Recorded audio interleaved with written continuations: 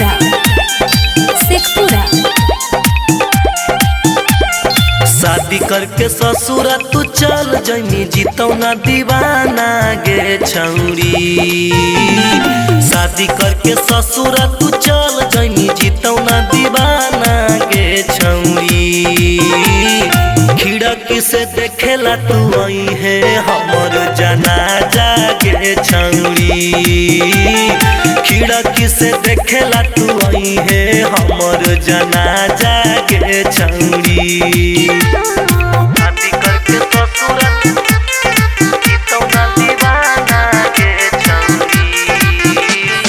Music by Aditya.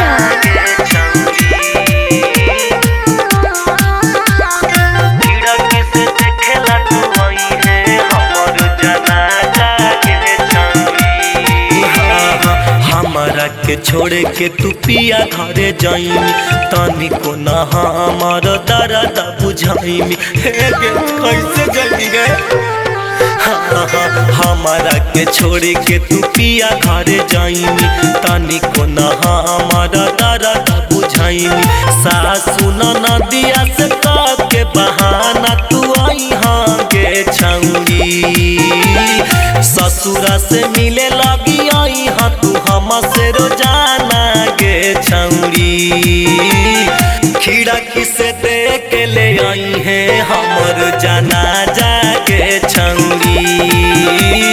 खिड़की से देख ले आई है हमर जनाजा गे छौरी।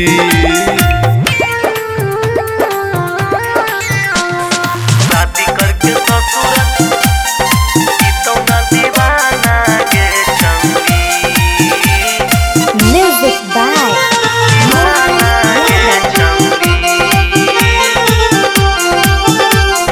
खिड़की से देखेला तू आई है हमर जनाजा गे छौरी। कैले हनी बाता छौरी कैसे तू भुलाइमी दोसरा के नाम के मेहदी रचैमी। कैसे मेहदी रचैमी तू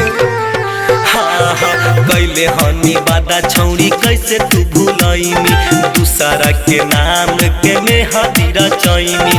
आर्यन विकास कह को राजा कुंदाना गे छौरी। राइटर सलेंदर कह को राजा कुंदाना गे छौरी। खिड़की से देख ले आई है हमर जनाजा गे छौरी। खिड़की से देख ले आई है हमर जनाजा गे छौरी।